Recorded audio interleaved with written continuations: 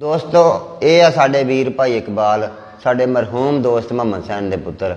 इन्होंने अपनी हड्ड बीती एक साढ़े नाल शेयर की।